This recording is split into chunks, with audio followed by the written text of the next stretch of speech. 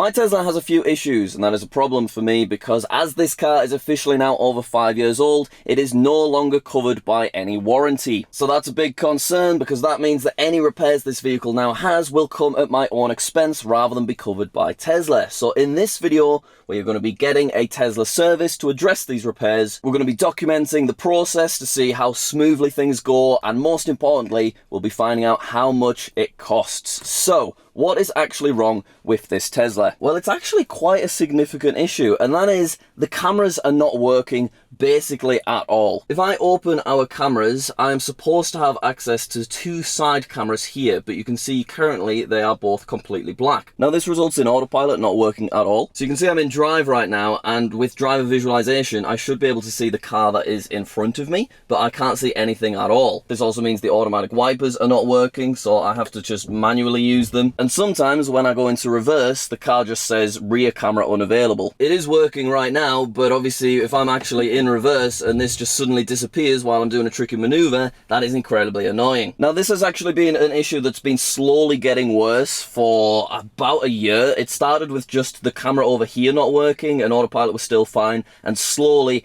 everything's just started breaking one after the other. There is also another issue that I thought I may as well get addressed at the same time. This has actually been a problem the entire time I've had the car, but because it's such a small thing, I just didn't bother fixing it, which I really should have because now the warranty has expired. But the other issue is that when you're driving along, if I open this window and then I close the window again, it isn't quite airtight. You can hear there's a tiny little gap. You can't see it, so it must be really small, but you can hear there is a wind difference. So if you're curious how you book a Tesla service, it is all done from within the app, and it's actually quite a nice, satisfying, cute little GUI. You basically just identify where the issue is, you type specifically what the problem is, and then Tesla get back to you with a cost estimate. So when I first input all of this information, I also added just standard service stuff like, please check my tires are okay and that kind of thing, because I thought, yeah, we may as well just shove everything in there and see how much it cost. How much did it cost? £1,182. Oh my god, that is incredibly expensive. Why did I not get these issues fixed when my warranty was still active 9 months ago? Oh good god. So once I saw that, I decided, okay, let's just get rid of the extras like the tyres. Let's just fix the two issues, which are the window seal and the cameras don't work. So I asked Tesla to remove those additional things, and now my cost estimate is just shy of £1,000, which is still incredibly expensive. It is a cost estimate, so maybe it'll be really easy fix and they'll charge me like half as much, or maybe they'll even charge me more than the cost estimate. We have no real idea, but my appointment is in about an hour's time, so let's drive to the service centre and let's see what happens. Okay, here we are, Tesla Service Centre. Wow, look at that wrap, that looks epic. Alright, we have arrived. Automatically this little message has popped up on my screen, and instruction number 1 is to open the Tesla app, so I'll absolutely do that. Here we go. Alright, I've opened it. I'm ready for service, so let's click this. Okay, it's loading up. What's going to happen? Drop off vehicle. Alright. Do I just drop off vehicle then? Let's just click that. Now what I will say, by the way, is I really love this little spinny animation that allows you to go through each of the steps. Like, that's a lot of fun. So, you know, I have points for that. So previously I asked for a courtesy car and they gave me one. This time they're like, no chance, because it shouldn't take us too long, which I guess is fair enough. We can wait inside or we can go somewhere else. So me and Becky are going to go see Fantastic Four at the cinema. Alright, shall we begin drop off, or shall I guess I should find out what the drop off instructions are. When you arrive at the service centre, you can use the app to navigate to your drop off location and confirm your arrival. You don't need to come in. Alright, let's begin drop off then. I guess that means I'm at the location, so let's just confirm drop off. Ensure vehicle is parked at the service centre and remove pin to drive if applicable. I don't currently have that active, so I've clicked yes. Drop off confirmed. So I can remember when I did my service a couple of years ago, I had to go put a key card in a locker. I guess they've scrapped that now and they just kind of force access to your vehicle. They must just be able to access any vehicle they want. So I'll click OK. Alright, repair progress. Estimated completion is apparently 5 PM, but they did say to me via message they didn't think it would take that long. Now, let's just open up our screen for a moment because I want to just show you what hopefully we'll regain access to. So if I indicate, you can see my side camera doesn't work at all. It's both cameras, so we should, at the end of this, be able to have access to both those side cameras again and autopilot. And if I actually go into drive, right now, it's as if we're in an empty car park. There is just nothing around us at all. Oh, our wheels are spinning. Okay, never seen that. That's fine. Okay, so current step is repair in progress. Then I'll have to pay whatever my invoice is, and then I can pick up the vehicle. So, let's head to the cinema, Becky. Bye-bye, Tesla. There's the refresh next to it. Really like this cool silver one as well. But look at that, that takes some beating. Wow. Hi there, just about to enjoy a lovely cronut and a flat white. It's been about 40 minutes. I've checked the app and currently there is no progress. So I don't think they've started yet. I'm hoping that like I've done the drop off correctly and stuff. But we'll see. Cheers, guys. You think you're in control. It's raining, it's pouring, and oh, I've just stood in a massive puddle because I was filming this. I've finished Fantastic Four. Enjoyed it. Did you like it, Becky? I did, it was great. Yeah, it was good. Oh, sorry, guys. It's not great. There we go. Yeah, it's actually pretty horrendous. But I've checked the Tesla app, and basically it says there's a repair in progress. Also, the side door is open, so they're potentially working on that little window. It is 2 p.m, so it's been dropped off for like 3 hours now. And I guess we still just have to hang about and wait to see. It now says there is an estimate finish time of 5 p.m. So let's see how accurate that is.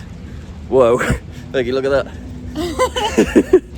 Sorry guys, there you go. All right, I am back at the Tesla service center and my goodness, do I have many updates for you. So, Becky and I didn't receive anything, no news, for several hours, and it was getting closer and closer to 5 p.m, and I wasn't really sure what was happening because the service centre closes at 5 p.m, and they said that they'll hopefully be able to get it sorted in a couple of hours, and it'd already been, you know, at this point, about 5 hours. Anyway, about 4:45, I got an update saying the service was complete, and when I actually clicked on it, it said all 3 issues were resolved, so that's absolutely fantastic news.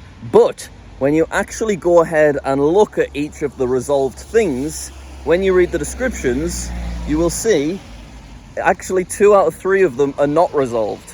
And I actually need to go back and rebook. Now, when you go ahead and look at the details that the engineers have left, you can see they tried a bunch of different things, but apparently the camera adapter is damaged because it had previously been removed. Now, the only time I could think this could have happened is when I got the car wrapped. So obviously that's really annoying. Now, I did reach out to them and ask, can we just leave the car here so that the replacement can be done as soon as they have an appointment available? And then it means that we don't have to come back again. But they said they don't currently have the piece in, so I'm going to have to rebook it. And also, we got our quote for how much this service cost, and it's £700. Now, that is £200 less than the £900 they estimated. Actually, no, £300 less, because it was nearly 1,000, wasn't it? So that's good. But when I dropped another message to get further info again, they said that is just the price of the diagnostic. So I will still have to pay again for the replacement. So this is turning out rather expensive at this point. Anyway, let's go head into the car and see if there are actually any changes. Now, what I did not mention outside is that the issue with the window apparently has been fixed, so that's excellent. Now, I can't really demonstrate this because you don't notice it unless I'm actually on the motorway and it's significantly windy outside.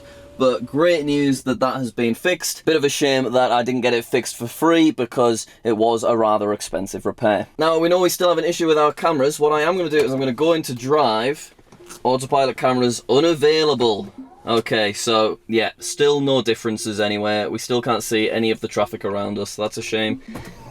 Oh, it's setting me back into me service. No, I just want to pick the car up, thank you. Let's check the rear cameras. Oh, this one's back. Okay, cool. Well, that's something. So there we go. Bit annoying that the cameras still are not operational. We've been charged £700 just for the diagnosis. I understand, yes, the car is out of warranty, so I do have to pay for stuff, but £700 is rather steep, in my opinion anyway. Maybe I'm wrong, maybe that's just the standard for all car services. But it is worth mentioning that there is a possibility that this damaged part that is related to the camera over here could have happened because we had the car wrapped and the guy that did it perhaps didn't put the cameras back together properly. So there's a possibility that it's partly my responsibility rather than this is just something that could happen to any Tesla. So please do let me know in the comments if you have experienced a similar issue. That being said, the diagnosis is still pretty expensive, and I'm a little bit annoyed at myself that I didn't get this fixed last year when things first started having issues. Either way, I now need to get another appointment booked, which will be further expense further time, but hopefully everything with our cameras will be resolved. For now, that is it for this video. Make sure you are subscribed to the channel so you do not miss the second part of this service update, because wow, this is turning into quite the saga. Anyway, thanks a lot, and I'll see you later. Voice cracked right on the last word.